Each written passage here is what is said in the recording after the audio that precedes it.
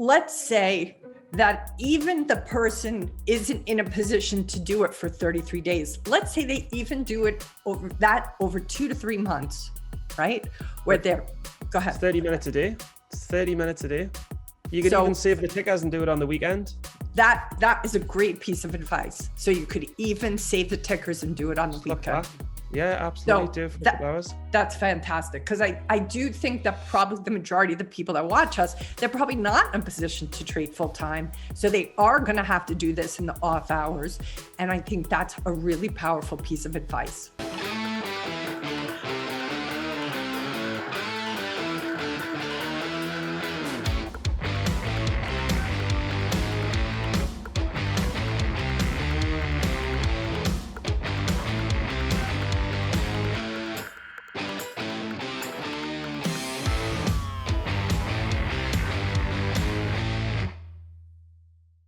Welcome back to the SteadyTrade podcast. This is a four-part series Stephen Johnson and myself, Ann Curtin, are doing. We're doing little bites around the emotional intelligence side of trading. We've done episode 1 was trigger happy versus gun shy. This episode today is about finding and building your edge from the emotional side and the technical side. And we're going to talk a little bit about that. How are you today, Stephen? Fantastic. Every new day that we do, every new episode just gets better. It's a good thing. It's a good thing. All right, we're going to talk about every day developing your edge is a good day. That's what I'm hearing. You're saying every day you develop your edge a little more. Sometimes you go the wrong way. Sometimes you. We'll talk about it, but yeah. What I would say is that there's something that Tim Bohen said. So every day you should constructively work towards building your edge a little more every day. Yeah. It's one thing that Tim Bohen said to us. I need to remind him. I was going to remind him earlier on. He said that a lot of people in the market, they'll find a way to make money, get profitable, find a system that works, replicate it, copy it, work it, make a decent amount of money, and then they'll get bored of it, or they'll try and change it, and then they'll change it, move on to something else, try and do the next thing, and then they'll lose a lot again. And that exact thing's just happened to me. Like I turned 600 into 66,000. One system, knew exactly what I was doing, tried to change it, tried to tweak it, tried to do other stuff. And then, so you can develop an edge in the market and repeat it, but you can also slip back, and then you have to realize, well, what was I doing before? Yeah. So it sounds like not only is it about finding and building your edge, but it's ultimately about finding, building your edge, and then being a very good steward of that edge throughout. Yeah, but I mean, the most important question with that is, all right, so you want to build an edge in the market, right? So the context is, as discussed in previous episodes, the market is extraordinarily competitive, with a lot of high flyers working extremely hard, often together. So how are you as a single person going to beat them, going to beat the market? You have to develop an edge, right? Yeah. You have to develop an edge. How do you develop an edge against the world's best? How do you develop an edge? Well, you focus on something very niche. Yes. And you stick to it until you're better at that niche than anybody else. Yeah. It's the only way you can do it. Yeah. So that means, and so many people be jack of all trades in the market. So many people try and do it all. Yeah. What you do is you find out a direction that's comfortable for you, long or short, whichever you prefer. Then you find a pattern that fits your risk tolerance, safety tolerance. And then you find a time of day where that pattern best works for you. Yeah. And you just zone in on all of those things. Track all of the data of that time, of those prices, of those tickers, save all of the charts, find the edge. You find it through analysis. Yeah. Do you remember when we interviewed Mariana, how brilliant she described how many times things would go before her pattern-wise, and she really could see that it wasn't her personality. And she said, I just began to kind of she didn't use this word, but it was almost like she separated the wheat from the chaff. You know, she just kept honing in on what is her personality, her temperament, her comfort level. And she just stayed so true to that. I never heard anybody describe it quite like that before. I thought that was so powerful. That is how she found her edge. But I mean, yeah, and it is trade what suits your personality. If you love the flow of OTCs, because OTCs flow very, very one direction and then the other direction. There's quite a, wouldn't say a common presence, but there's a certain energy. There's a certain energy in the way the trades move. Yep. In the way the price action performs, it's got a smooth energy to it. Yeah. Where if you're trading the NASDAQ or the NYSE, it can be quite chaotic. You can get some random pulls. You'll get a rip up and a dump. And that's a much different kind of energy within the price action. So that in itself is a personality. Do you want the calm, the easy, the predictable, something that you can see change on level to a bit ahead of time, something a bit smoother? Or do you want the chaos of the NASDAQ? And if you want the chaos of the NASDAQ, how chaotic would you like it to be? Would you like the 931, 932, the bell goes, act fast? Yeah. Your reaction times better be on point, because if you make a mistake by a couple of seconds, that's a big loss. Yeah. And your technology, I presume, not just your own emotional ability to jump right in, but do you have the technology to support that? It's like, well, I mean, most computers these days are quite fast, right? Yeah. But we just talked about mine overheating. Yeah. Right? Yours isn't good. You need to have a cool processor and a cool head. You need both of those to trade. Yes. But look, it doesn't matter. Like, I don't care what setup works for you. I don't care what time of day you trade. Is it 2:30? Is it 10? Is it 9:30? Is it pre-market? I don't care what markets you trade. It doesn't matter. What matters is you find one that you like and you zone in and you don't do anything but it until you start turning profit. Yeah. Like, that's it. Yeah. How long do you think it would take for a new trader listening to us now? And of course, for the most part, everybody's going to have a different level of hours to commit to this. Some people will have part-time jobs. Some people will be taking care of children or their parents or other responsibilities.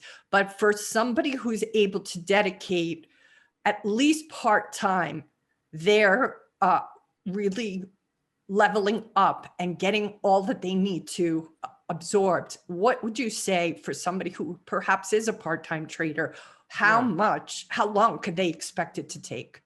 But this is what really blew my mind, though. I mean, sometimes it takes time to get to this level, but what blew my mind is that it really doesn't take that much time. Like, once you get to a certain level of understanding what are the variables and what do they mean, and you've saw price action for 6 months. But once you've got beyond that, 6 months, a year, once you're used to the market, how it runs, what volume means, what float means, how volume and float can influence each other. We did it on a previous podcast episode a few years back. Yeah. We also did it on the Trader Checklist podcast like years before that.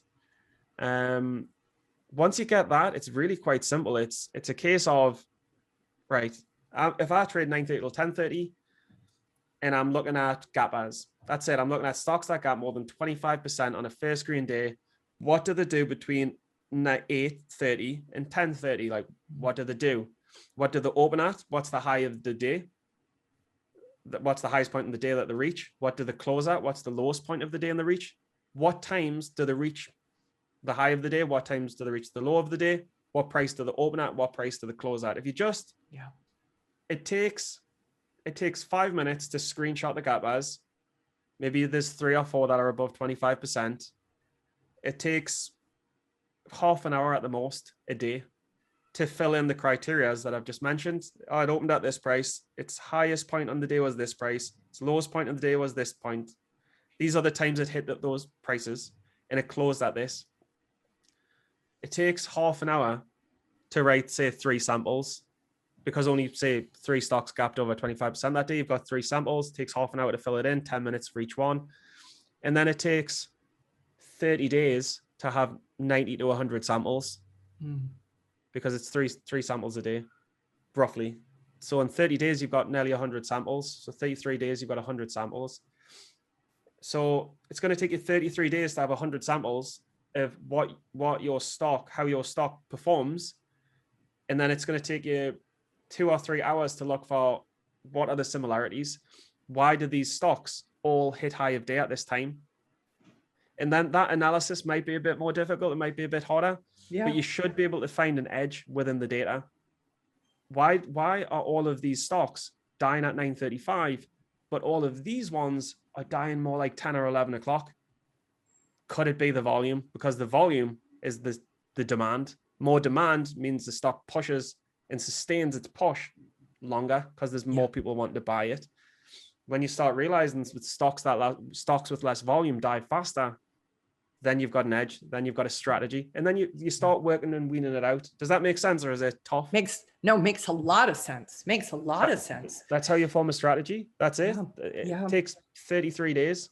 Track the data and analyze it. Yeah. So let's say that even the person isn't in a position to do it for 33 days. Let's say they even do it over 2 to 3 months, right? Where go ahead. It's 30 minutes a day. It's 30 minutes a day. You could even save the tickers and do it on the weekend. That is a great piece of advice. So you could even save the tickers and do it on the weekend. Yeah, absolutely. Do it for a couple hours. That's fantastic. Because I do think that probably the majority of the people that watch us, they're probably not in a position to trade full time. So they are going to have to do this in the off hours. And I think that's a really powerful piece of advice.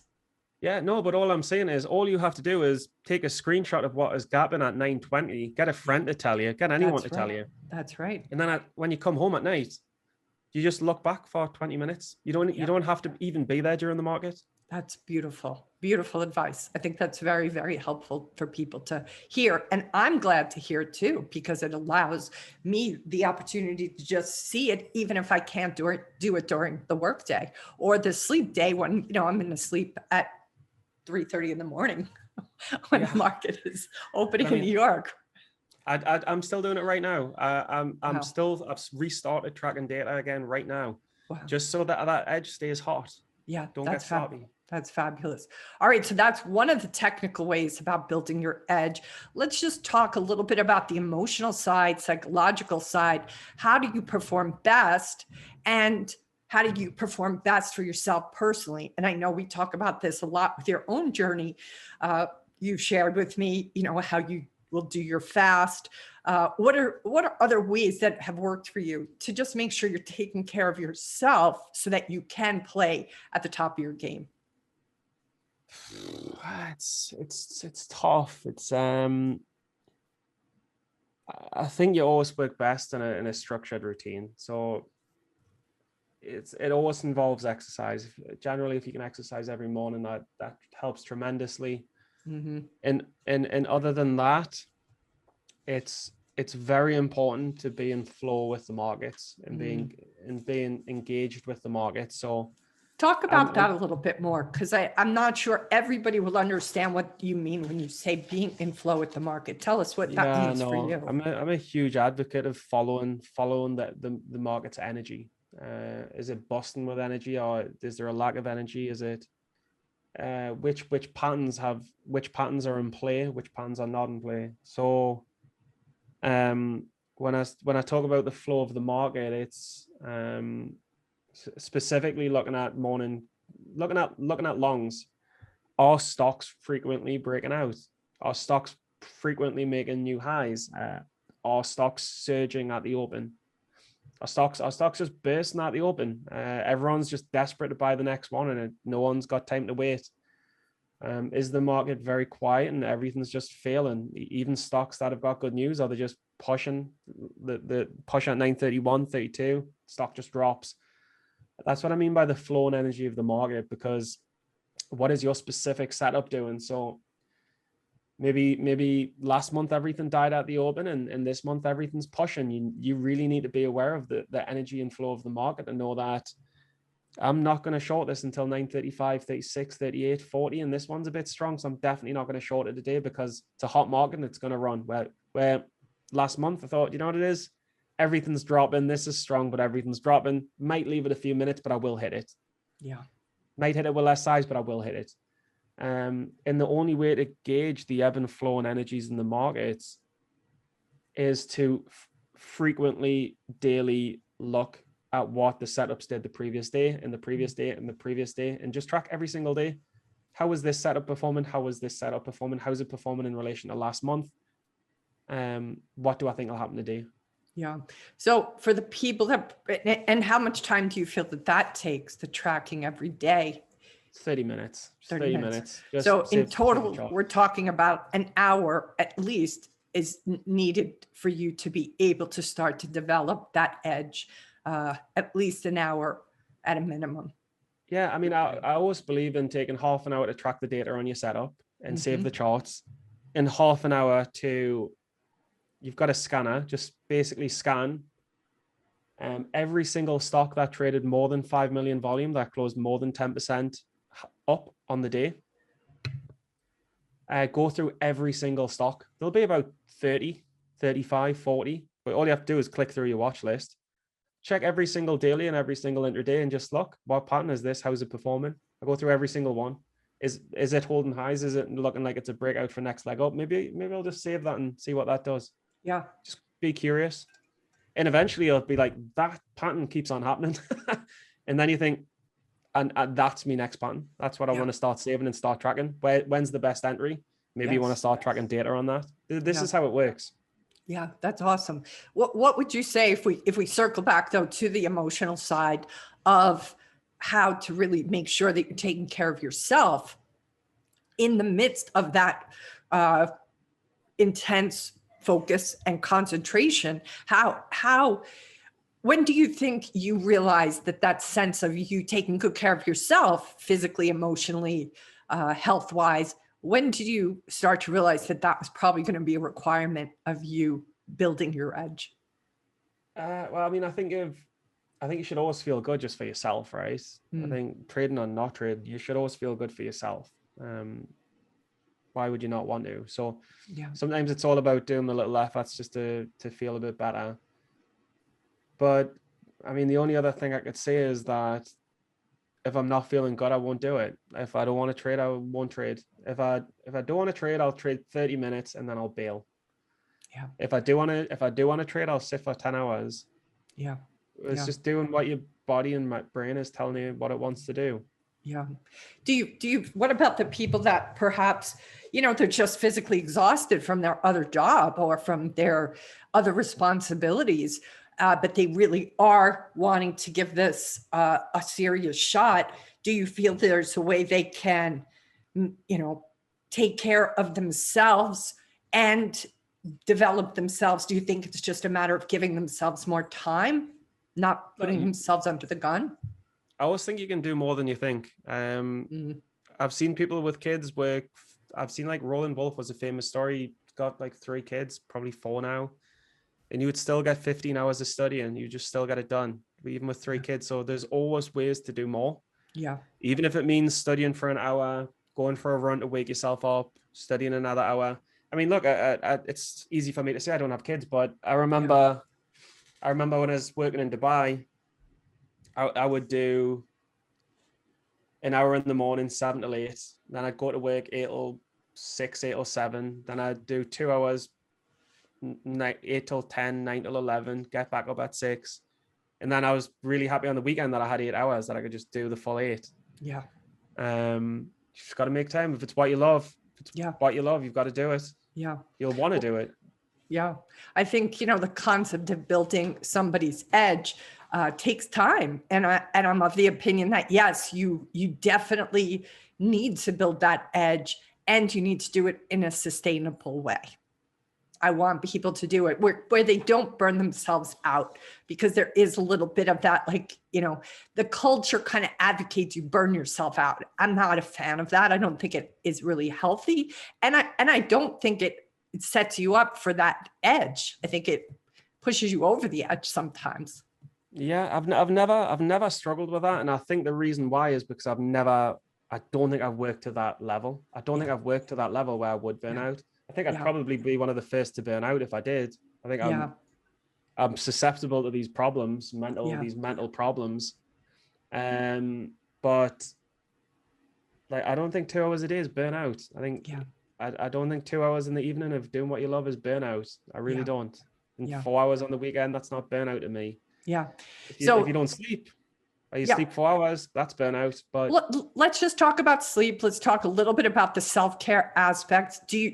One of the things I was asking you about earlier, was there a point where, do you feel in the last couple of years you've shifted around your self-care by way of your eating, by way of fasting, nourishment, sleep, just in general, your own self-care? yeah, no, I mean, I'm a I mean, I'm a pretty strong advocate of meditation. I'll try and do it every day. 20 minutes, 25, 30 minutes. These days you'll be pushed to get an hour out of us. But I'll really do it. 5 out of 7 days I'll meditate about 30 minutes. Yeah. What And has it's just, meditation done for you by way of building your edge? I do a lot of visualization within the meditations of where I want to be and by what date and time, hoping that if I send that message to the universe and the universe thinks I deserve it, the world will serve it. I'm of that mind. Yeah. Um, What do you see though in your literal trading shift since you've been doing the meditation regularly? well, I went from losing to winning. I was a losing trader, and then I started meditating morning and evening and breathing exercises during the day. And that clarity broke a mental barrier of I couldn't get past more than $5,000 in profits. Couldn't do it ever. Yeah. Couldn't get me trading account above 5,000. Every time I got to 5, I blew. Mm. Somehow I overcame that mental hurdle by elevating my conscious state. And now it's just running. It's just staying very present. I do a lot of things to stay present. Yeah. I really believe that we should be as close to the animals that were in the wild as possible. We should have at least one reminder a day. Yeah. Because the birds in the skies were once pterodactyls. Do you know what I mean? Yeah. And we were once living amongst lions. And Yeah. I truly believe that our bodies have not evolved as fast as we're head. Yeah. We're way behind. And to give your body and mind that's dopamine for me. Yes, I'm with you. That's dopamine for me. It's better than dopamine, because dopamine is a quick hit and then it dissipates, but this is not going to dissipate. This is going to be the long lasting kind of gas in your tank. Like honestly, like I've told you this story before as well, but 2-day fast, went on a run. I'm starving in nature, standing next to a horse. And I'm just like, it's like I've been asking the meaning of life for 5 years, being depressed that I don't know what's the meaning of life. Why am I here? I've been depressed for 5 years, trying to figure out the answer. And then I finally clicked. It's not an answer that should be rationalized or articulated. It's a feeling. The purpose of life is a feeling that should be felt inside. You should know inside, but it shouldn't be rationalized. Yeah. Yeah. I don't know if you agree. I but do. When that clicked, I was just like, oh, well, figure that one out. I do. It's a sense. For me, it's a sense of oneness. It's a sense of being. Yeah. Being and I think to newbies that could be, a little confusing, because on one hand, we're talking about the doing side of developing your edge. And yet I think Stephen and I both are advocates of the being side. And I believe that being side is, if you practice being, if you know how to not just do, but how to be in stillness, whether that's through meditation, whether it's walking in nature, that I have seen for myself, every task or area I want to develop an edge in, it's undergirded by my ability to be. The being actually facilitates the doing. That's what I've seen for myself personally. Yeah, I mean, the best way I can explain it is that when you're trading a system. Yeah. You trade a system that has an edge. You need to be flowing through that system, or you need to be in flow with that system. Yes. And if there's any distractions that stop you from fully consciously flowing through that system, there's a problem, because that system's not going to flow properly if there's distractions hitting it. Yeah, for sure. For sure. And I think the distractions are a part of life. Certainly the distractions are going to be part of the market. And the question becomes, if you want to develop that edge, then how do you not get caught up in the distractions and thrown off? How do you know? How do you know? And how do you know that you are caught up before it's too late? That's it. That's it. How do you know? Are you asking me to give you my own spitball answer on that? It's too many people don't know. They find out too late. Yeah. I feel like that is that disconnection from oneness. If you don't feel yourself in that place of flow, which is, a fantastic book by this guy, Csikszentmihalyi, he calls the title of that book is called Flow. And he talks about how we can enter flow states through different techniques. And if we aren't in a flow state, how much more the work feels like an uphill climb. Yeah, but it's like you say, you can think you're in flow and you're not in flow. And then all of a sudden you're like, everything clicks. And you're like, I think I was doing it all wrong. Yeah. So it sounds to me like what we're saying to everybody, if we move towards closing this conversation up, it's that there is, of course, especially at the beginning, the need to get your edge, to build your edge, to find that edge through dedication, through a certain amount of time, through a certain amount of technical prowess that you have to develop. And then I think we're both in agreement that there's an emotional edge as well, which is getting yourself as close to a flow state as possible, honoring yourself physically, honoring yourself emotionally, honoring the fact that, you are the vehicle, like the instrument. And if your instrument isn't honed through nourishment, through sleep, through all the different practices of wellness, then your vehicle is going to potentially be compromised when you go into the most competitive game in the world. And also the worst of them all, the ego. The ego can compromise you. I mean, you can be running so well in a system that's working so fine. Ego says, this is boring. It's boring. Why can't you do this? These are doing this. These are making this money doing this. You're just doing this. But before you know, your ego has done you more harm than good by throwing you off something that works. Yeah, for sure. They call it the dark wolf. There's two wolves, right? The wolf that says, feed me more. And then the wolf that tells you, stay where you are and not stay still, but just not be letting the ego constantly be the one who's in charge. But that takes, I think, a lot of discipline as well. So you've got a lot. You're up against a lot, people. Prepare accordingly. And that's the ultimate thing when people say it's trading's you versus you. It's there's no point trying to compete against others if you can't master yourself. Yep. I'm with you. I love that metaphor. The best is it is you versus you. And that's also why I'm an advocate of becoming really self-aware, because it helps you understand. If you don't understand how you tick and what motivates you and what those temptations are going to be before they show up, you're and also in danger. When you're talking about consciousness and being very present with yourself, they say keep your best friends close, but your enemies closer. And I'd say you and your ego are all and everything. So absolutely, it's good. Keep them all right next to your side. That's right, and understand them, and don't let them be able to drive your bus. The key is not having them drive your bus. They're not going anywhere because you're human, but don't let them get behind the wheel of the car. But they don't even want to go anywhere yet. They're driving. They're in the driving seat. Yeah, they don't even want to go anywhere. Well, they do. They want to drive you straight off a cliff. Or in a circle of the same repetition. That's what I've seen. People are just going in a circle, and they're like, why? Well, it's because the gremlin or that inner saboteur or the ego is driving your bus.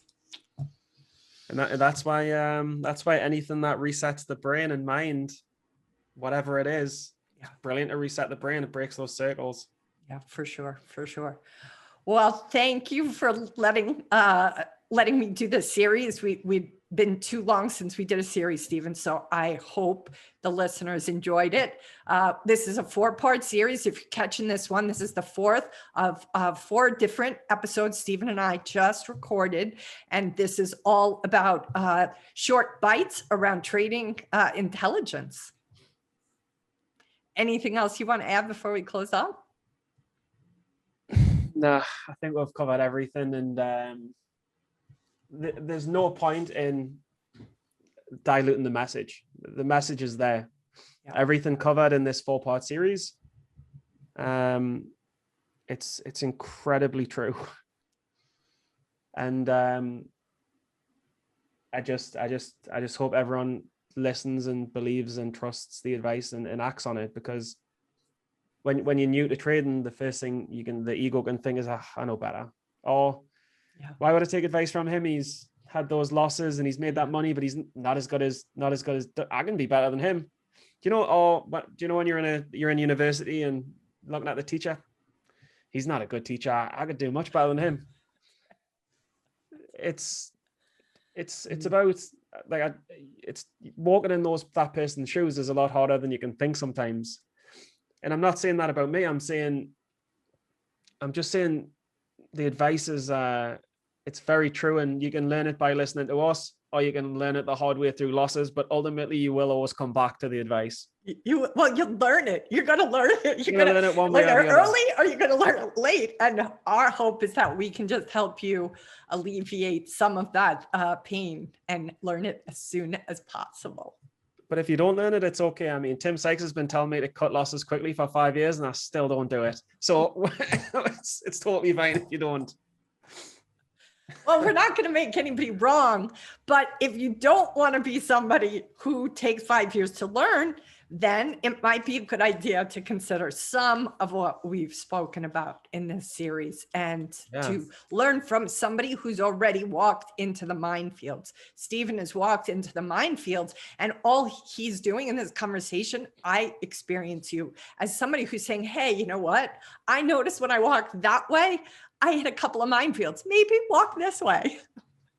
No, I totally agree. And look, and I'm not saying like meditate in the nature starving next to a horse. Like, I'm not saying you have to do that. I'm just saying follow some of it. You don't have to be starving in nature and be like, when's this thing going to be clicking, Stephen? I'm starving. How much more hungry do I need to be? There's a horse. I'm not talking to it. Like, I'm not saying that. I'm just saying follow some of it. Yeah. And or find what is yours. Find your version of the connection to that horse story. Find your connection to stillness. Maybe it's meditation, maybe it's hiking, maybe it's, swimming, whatever. Like, find what works for you. That's what we're talking about. We're talking about the concept of building your edge. And that's going to be unique to you, right? Stephen has his. You have to find yours. I have to still find mine. With the edge regarding trading, but just have patience with yourself and start to realize that this is an internal game. It is you versus you. And the more clear you are on you and all that you're going to come, the good, bad, and the indifferent, potentially changes the adaptation time and the learning and the skill developing time. So thank you for watching us. We will see you next time on the SteadyTrade podcast. Aloha for now. I hope you guys enjoyed that video. Thanks so much for watching and being part of the StocksToTrade community. We wouldn't be here without you guys. Make sure you hit that like button and subscribe to the channel if you have not already. Our goal is to hit 100,000 subscribers by the end of the year, but we can't do it without you guys. So if you like what we're doing here and you want to hear more, please, please, please hit that subscribe button, and I'll see you guys on the next video.